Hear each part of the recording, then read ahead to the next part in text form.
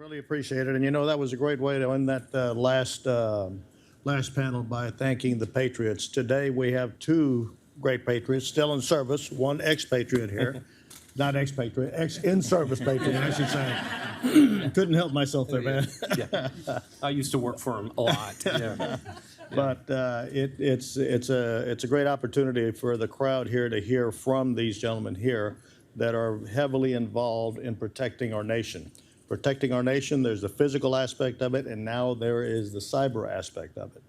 Having said that, let me just begin by saying the following. How many of you remember the day, big news, that President Clinton said there is going to be a computer in every one of our schools and every one of our libraries? Tom, you and I were absolutely mature enough to remember that. Some of you may not have been, may have been in school without a computer. That was 1996. It's not that long ago. Very quickly thereafter, it was also internet will be connected in every school, in every library, in every house, and eventually in the hands of every American. We're there. What has happened? It has increased capabilities. It has increased capacity. It has increased efficiency for our nation and nations globally throughout the world. The bad part is it's also done the same thing for the bad guys. Capacity, capability, and risk to the way that we live. So today, it's about cyber. It is about what we can do. It is about awareness going forth. What I'm going to ask each one of these individuals is one by one to basically spend about 2 to 3 minutes on what it is that they are focused on from an organizational perspective, and then we'll go into a couple of Q&As from myself and then open it up to the audience also. So with that, please, Jason, would you please take the first? I'm in charge of basically the Office of Investigations global cyber outreach kind of programs. So I basically resource, budget, and kind of plan for strategically what are the threats, what should we be doing about them, and then how do I better resource my agents scattered around the globe with the resources they need to kind of go after the threats that people, Mr. Pat will discuss, that Riley will discuss, like how do we basically go after those bad actors and then attribute to them, and then I say put handcuffs on them. It's not always possible, but at the end of the day, kind of keep America safer as regards to our infrastructure. So that's kind of the big parts, but obviously get a little more about it as we kind of hit the questions.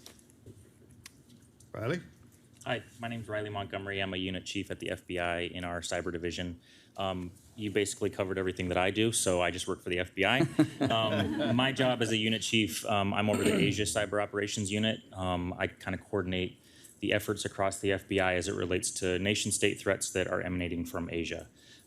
Prior to that, I spent 18 months in the Major Cybercrimes Unit, where my job was to coordinate our efforts on ransomware. So for the last 2 years, I've been pretty focused on, from a strategic perspective, what the FBI is doing on basically the two biggest threats that are facing our country from a cyber perspective. Thank you. Pat? Hello, everybody. I'm Pat Flynn. I'm the head of commercial threat intelligence for Trellix, an organization that sits within the Advanced Research Center of Trellix.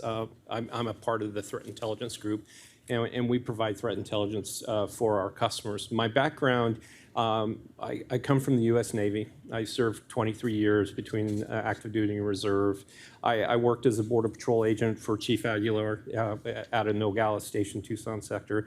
I worked for him again as a staff officer at headquarters when he was selected as chief, and then I worked for him again when he was the acting commissioner, and I was not a very smart guy.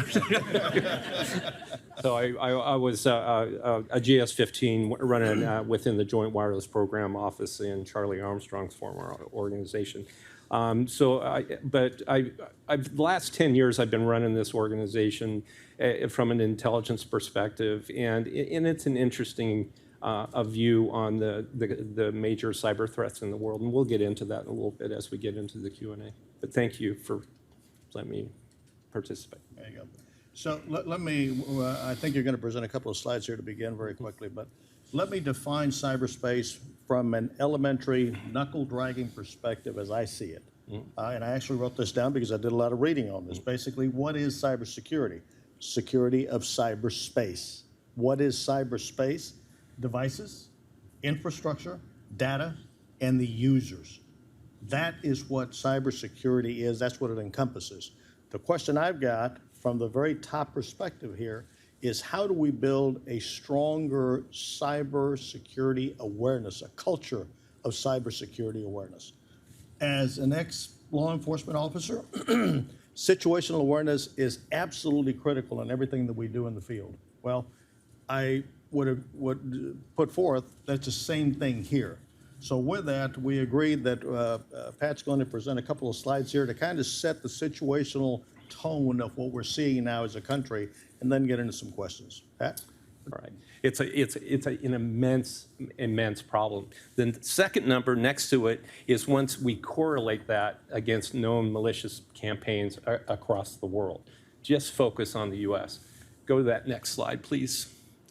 This is the verticals within the U.S. that bad actors are primarily focused on, according to us and our analysis. What is ironic and what I found very surprising was the educational sector was a preeminent focus within the U.S. primarily, along with the government and so on and so forth. And then the next one, that's once we get done with our attribution activity. You can see, just like Director Easterly said earlier today, enemy number one is China. If you recognize those numbers, and I won't go in, the top 4 actors are basically either a criminal or nation state actor coming out of China. Let's switch gears to another country. Oh, that's the malicious telemetry detection timeline across 30 days. That's how hyperactive it is, focused on the US. Next slide. Ukraine, kinetically. These numbers were fresh yesterday morning. The numbers are probably going to be a little bit more updated today. 2,916,000 malicious detections against vertical infrastructure within the country of Ukraine against 8,916 malicious campaigns. Now you take that back to September, all right? There was only 1.8 million malicious detections against 1,816 known malicious campaigns in Ukraine. But since September 14th, the beginning of the counteroffensive in Ukraine, it's spiked exponentially, and that's where we're at today. Next slide. That's what they're focused on from a vertical perspective. Next slide. That's attribution. Again, the Chinese, some Mustang Panda. You'll see some more Russian activity. But back in September, it's Gamma Drone. It's Sandworm. Heavy Russian focus. But China is in everybody's chonies, so to speak, over the world. And then the last slide, that's the activity level in Ukraine. It's very, very dynamic, and it's looked like that ever since September. But that kind of sets the stage of what we're going to talk about today. Yeah.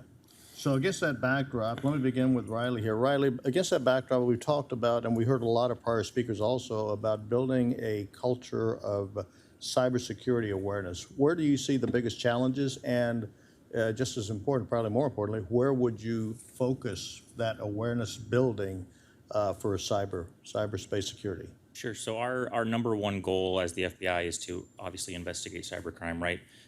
Put bad guys in jail so they can't continue conducting the activity. But as was mentioned before, a lot of these actors are located in places that we can't physically get our hands on them. Places like China, Russia, that we can't actually go into, but the activity is condoned or there's a blind eye turned to the activity being conducted against us. And so it's shifted our perspective from putting bad guys in jail to making it harder for them to operate. So one of our big goals is putting out information that helps network defenders around the U.S. with indicators of compromise related to specific cybercriminal groups that can help them defend networks and prevent the bad guys from getting in. I would say the biggest challenge with that is that we're only as good as the data that we have from victims. The only way that we can advance our investigations is from reporting that comes directly from victims of cybercrime. I think the last number I heard was somewhere between 20 and 30%. That's the number of cybercrimes that we're aware of that are reported to us. So there's 70 to 80% of crime that we're not aware of. So our ability to get all that data is very limited. And it's incredibly difficult to move things along to make the public aware, create that situational awareness with only 20% of the picture. So when we talk about things like CERCIA legislation, where where reporting is becoming mandated, ultimately that's a good thing because that'll give us more information to move our cases along and help inform the public as to what they should be looking out for. All right. Casey? I mean, I think one of the parts is obviously there's an educational piece to it.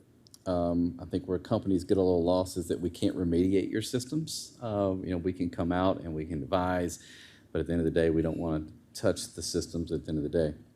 But however, the educational piece, and FBI does a great job at this. We do cyber incident response seminars twice a year where we invite, different public sectors. We pick a sector. It might be healthcare, it might be educational, retail, what have you, to kind of educate the public on, and two, not only educate, but then what do you do if it happens? That's the other part, and I think that I'll bang the drum a little bit of who do you call? And I always say, everybody goes, well, the FBI and Secret Service, who do I call? Which one? I'm like, just call somebody. We'll work out the details. And we're great at that. Riley and his team up here and the Secret Service team in D.C., there's no daylight between what we want as priorities. So we're synced as far as that goes. But educating the public on who do you call and what do you do? And then two, internally, and that's for you to do, for companies to do, like your general counsel, which is usually one of the biggest roadblocks into kind of helping law enforcement, and then two, providing details for us to kind of help in that for you. Pat's team obviously is a piece of that, right? When they see indicators, that might be the first indicators, because trust me, if they're calling, if Riley and I call next, it's a bad day. Because usually when we're calling, we're seeing something way larger that we can't necessarily talk about, but we're telling you have a problem.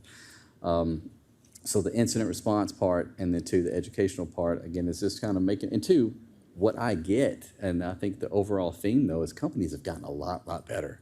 I think that's based off a lot of the products that companies are now offering, full resource solutions to companies, and companies are kind of enveloping that because they don't want to go bankrupt, because some of these bad days, these ransomware type of events, they're really bad days for companies. So how can you resource that and make it a little bit more, and again, companies, private sectors kind of answer the call there and says, hey, we have a full context with here. We're going to add this product. We're going to add this product. And then two, now you're better protected. So we're seeing less of that as much. However, I'm still, and I won't testify for Riley here, but I know that I still get phone calls from companies and I'm like, you don't have that.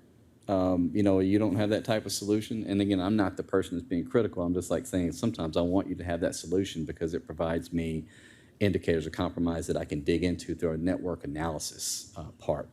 So those parts are incredibly important because, like I said, if you're not reporting, you got to be a good witness. So sometimes that good witness part kind of helps us go after and isolate who the bad actors are. Eventually, everybody messes up, and we were able to, many times, and I'm sorry, Lee, you've heard this one about 100 times, we can approach people while they're on vacation, which happens quite a bit, and we'll put some handcuffs on them because it's Russia and China, no one wants to vacation there. They want to go to the Maldives, or they want to go someplace. Well, I'll give them a nice plane ride to Guam and put them in a federal courthouse. So that always happens. That's how we kind of, some of our success. But so. Okay, thanks. Pat, same question to you, building with cultural awareness, and what do you see as the challenges? I think I spend a lot of time really focusing on advocacy of being better aware, pushing your awareness way left of boom.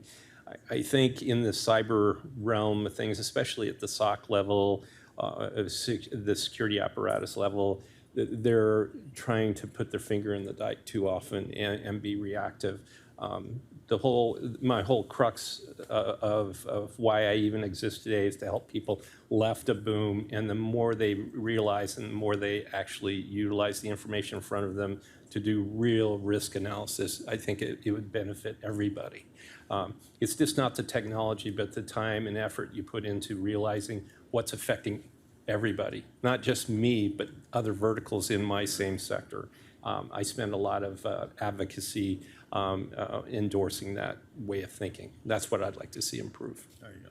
Well, one of the things, the first time I saw this kind of presentation, one of the first things that came to mind was the old CompStat model, basically trying to be predictive to the degree possible in order to take preventive actions. I'm going to throw this out to industry, and I don't know the answer to this, but an affiliation, a club, if you will, of industry, taking a look at stuff like this and building that preventive capability in association with, I heard it several times this morning or this afternoon, public-private partnership. This is going to be going on for forever. I mean, this is our world now. So what might we consider doing something like that?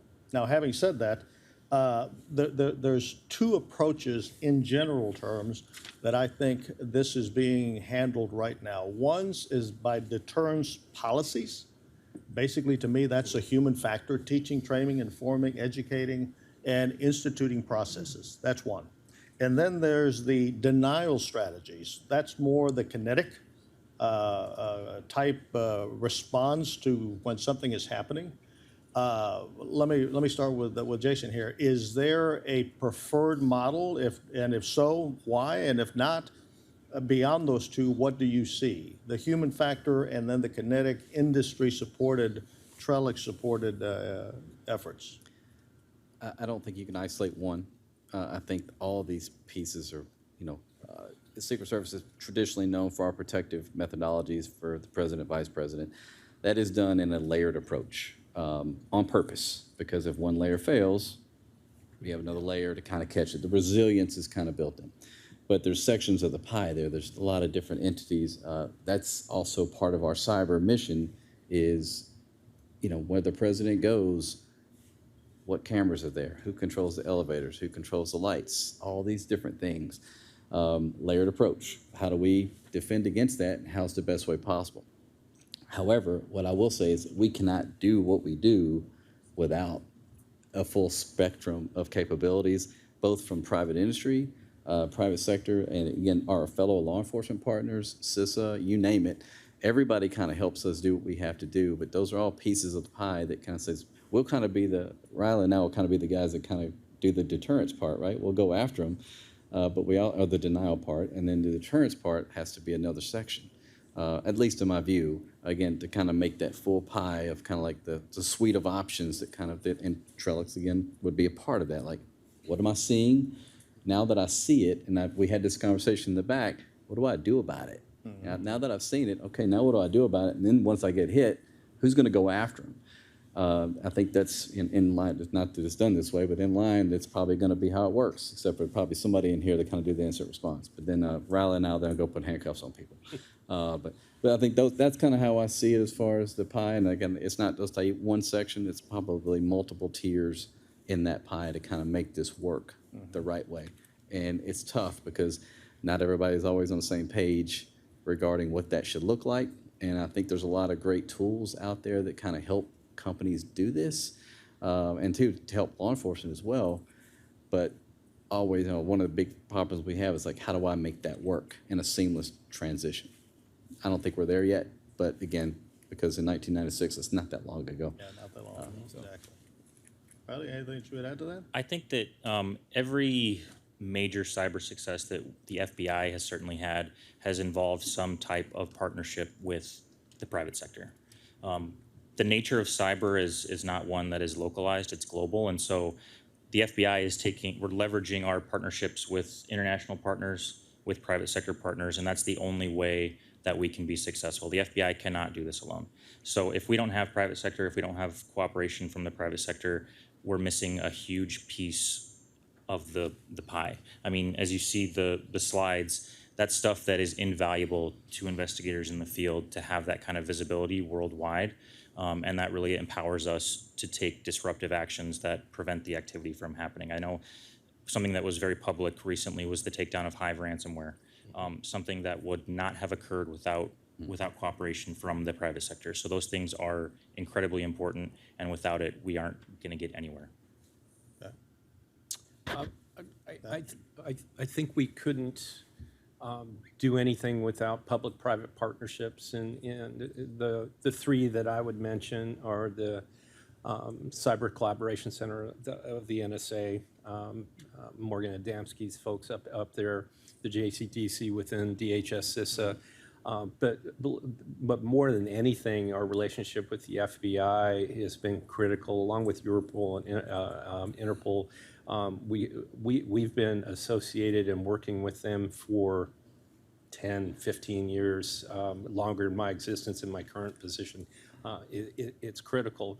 But those organizations and the way they bring you in and the way they share information is second to none. I remember in the run-up to the Ukrainian invasion before the Russians actually crossed the border, we were sitting up there, and from an indications and warning perspective, they were enabling us to be more proactive, and then we were also sharing information on what we were seeing on the threatscape also. So without those organizations endorsing what you're doing, sharing information, and the way they share and the way they openly communicate is to be applauded. I think that paints a very rosy picture, honestly. I mean, I would say these partnerships are incredibly important, but it's incredibly difficult for the FBI to share information back with the private sector, just because of the way we gather information, whether it's through legal process that is protected by a court order. There are things that we just can't share, and so it's important to have relationships like that, where the other side understands where the difficulties are with us. If it were up to us, we would share everything, as long as it's a trusted relationship. And so it's incredibly important, but at the same time, it's incredibly difficult too. Yeah. Sometimes we just do it on pure trust. Yeah. You know, we have to protect our customer's identity, period. All right. But there's elements that we can provide them in a trusted framework where they can go off like down in Charlotte or wherever and they do what they do. All right. We don't ask for anything back. We provide them what we're seeing. And we ensure that the privacy is there, protecting our customers, but helping them do their job. So a couple of things, again, kind of identifying the environment in which we're living in and have lived very recently. In a world where, as recently as 10 years ago, 12 years ago, it was about having racks in data centers. I mean, some of these buildings out here in Chantilly, Ashburn area, huge places. Going from that to the cloud, and then going to now moving from the cloud and data centers to edge computing. That to me opens up an even higher level of risk. And then you add to that the 25% target focus of large companies are going to get hit at a minimum. 60% of any small businesses hit will close within 6 months after being hit by cybersecurity.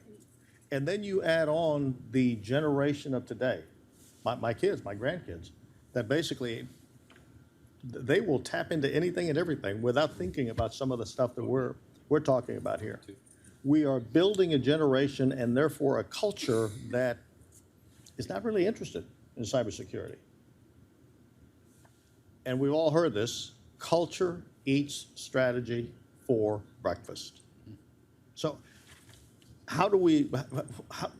what's the best approach? Because as a cop, my background was first and foremost to deter. You don't want the crime to happen. Second, if it does, you detect it, you do something about it. So detect, deter, identify, classify, respond, and resolve. Each one of those being a vertical in this cybersecurity space that we operate. Not sure if any one of us has the right answer to this, but which one of those verticals do you think at this point in time is the most important one for us to focus on? Not disregarding the others, but a real focus right now. I'll start with you, Ben.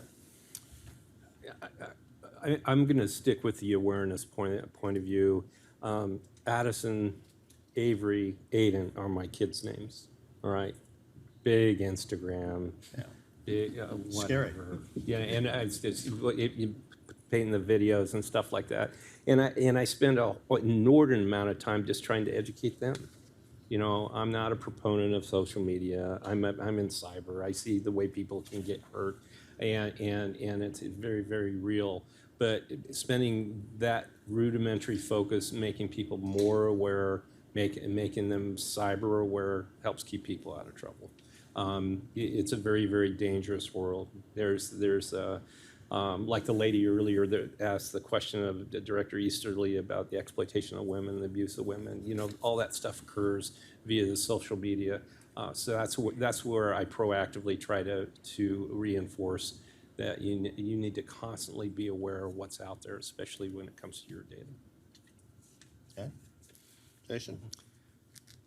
I think first, I mean, I would say put me out of a job, right? And I think that on the front end is deterring and educating on the front piece. We all know every report we read says the human element is the one that gets us in the most trouble. It just is. However, crime is very similar to inflation. It keeps going up. It's not going to stop. Criminals will exploit anything they can. We see that again as something happens. And very creative, by the way. Some of the things like, wow, I did not know that they could do that. That's a nice hole that they built for them. However, I always say, I was on the National Security Council for 14 months, and one of the two things that we kind of talked about in the cyber directorate was private companies, private industry should not have to defend itself from nation state. You don't have the capabilities to do that, or the strength. The government should be doing that for you. The second part of that was build security from the start.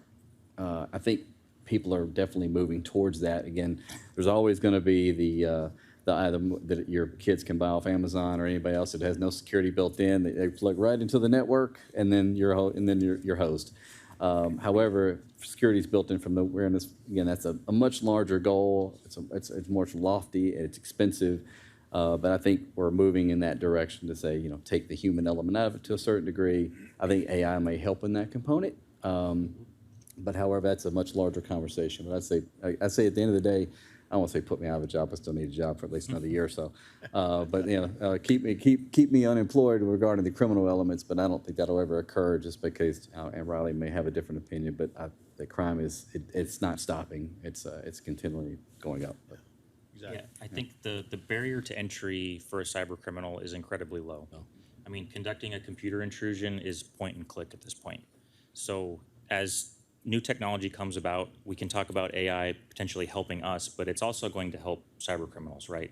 And so it's a very difficult space where crime is going to continue to go up. The attack surface is going to increase with more IoT devices, more kids getting more devices that just aren't secure, and it makes everyone open to cyber attack, right? And so I think awareness I would agree, is incredibly important, but it's incredibly difficult. I think your cybersecurity is only as good as the person who's sitting behind the keyboard.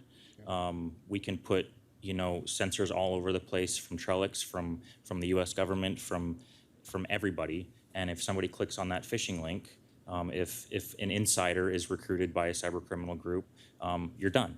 So we need to make everyone aware as much as possible about the threats that exist, how to protect themselves, what things they need to be watching out for, and just frankly, what not to do. I have one final comment. You saw some enormous numbers up there. That this from our detections worldwide. We got hundreds of billions, or not hundreds, hundreds of millions of sensors out there worldwide. It's just our stuff, right? We're not the only cyber security company out there, but tons of sensors out there. Not one of them is mobile. You throw the mobility into that factor, you'll see an exponential increase in malicious detection. So I think on average, a study says every person has like 6 or 8 mobile devices associated with their person. It's a huge problem. Now, Yeah. Internet of Things growth is going to expand that even crazy. more. It's crazy. So I'm going to ask one more question, and then open it up to the audience for anything you might want to ask. But Riley and Jason, and to you, Pat, also, China, Russia, Iran, North Korea, major state players in the cybersecurity environment. Transnational criminal organizations showed up, I believe, for the first time on the DNI's report last 2 years ago, I believe. So how much of a threat is that, the transnational criminal organizations? Let me begin with Jason. I mean, that's one of our sole focuses is large groups that kind of target infrastructure, mainly the financial sector. For us, we team up, the Secret Service teams up a lot with the Bureau on, they may be going after a particular ransomware actor, but our actor may be the person laundering the money for that. So digital assets is a huge focus of ours in the cryptocurrency space. But we've tracked it back that a lot of these are just centralized groups. We took down a large group in South Africa that is very similar to set up like the mob was of our old days of the mob in New York. you know, everybody's got a head player, everybody's got, you know, they call them different things. I think it's kind of comical with the names that they come up with, but they're the enforcers, and they're criminal groups, the pig butchering scams, the BEC scams. It's all done by these very tight knit, I think, organized group, or at least we're able to track the money back to a very small subset of groups. There's a lot of tentacles out there where they have a lot of people that they use. We call them money mules, different titles that you hear throughout the country. But all that money kind of flows back. The sectors, the funnel gets a lot smaller to these transnational organized groups. The nation states, will be more focused on by the Bureau. And again, we end up having a player that, we've had money launderers that may be laundering money for the DPRK. Yeah. But we're not necessarily going after DPRK. We're just going after the actor laundering the money. But all those roads definitely lead back to a lot of those places, for sure. Okay. It's hard to say which is a bigger priority, right? I think that ransomware right now is a pretty big focus, probably the biggest focus for the FBI right now, just because of the volume of attacks that are going on. Like I said, the barrier to entry is incredibly small. So the ability to conduct a ransomware attack and get paid millions of dollars is very easy. And we're getting crushed. We're just getting crushed by it. And it's incredibly hard to deter that activity when we have foreign nations who are willing to turn a blind eye to that activity, as long as the actors don't attack companies in Russia. They're fine to let them do it. So our ability to impose a risk and consequence against them is very difficult. But what we try and do, which is similar to the Secret Service, is we try and go after the entities that help those actors operate, whether it's their finances, the infrastructure providers, those things that help them conduct their activity that we can get our hands on. Those are the kinds of things that we'll go after. On the nation state side, I mean, China is undoubtedly the #1 nation state threat. I think the number is something like they have 50 to 1 as far as there's one of me and there's 50 of me in China.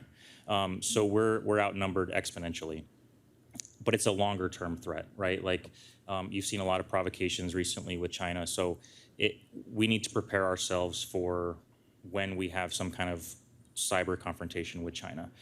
It's not if, it's when, right? And so we have a lot of resources dedicated to that fight, but it's a longer game. It's not what you see in the news of ransomware attacks happening on a daily basis. China is trying to be much quieter and getting what they want to give themselves a leg up, and it's a huge focus for the FBI. Okay. Let me go ahead and ask, give us any questions from the audience here for the members of this panel. Over here, please. Having educational forums about cybersecurity, cyber stalking, cyber crimes, things of that nature, how to help local law enforcement see this as a something to look at in the community, because you have business owners in this area, we have the federal government, the military, a lot of different places, and if they can hack a police station of that size, it's very concerning. So we have relationships with state and local law enforcement around the U.S. I think it's not a question of what can we do to help them. I think it's a resourcing issue. When you have local departments who can't even fund enough officers to fill their force, they're going to have a very hard time recruiting talent that understands cyber. I think that cyber is one of the steepest learning curves as far as violations that we work. And so you have to have people who know what they're doing, and that's incredibly challenging.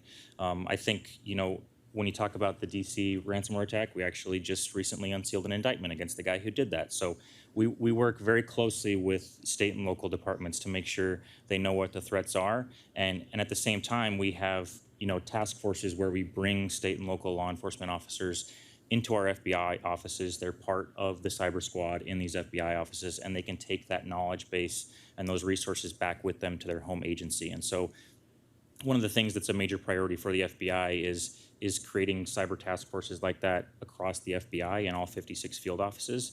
It's a work in progress, but it's something that we see the value in doing and something that we're working very hard towards doing. Thank you. Any other questions? Okay, well, with that, let me thank the panel. Really appreciate you being here with us today.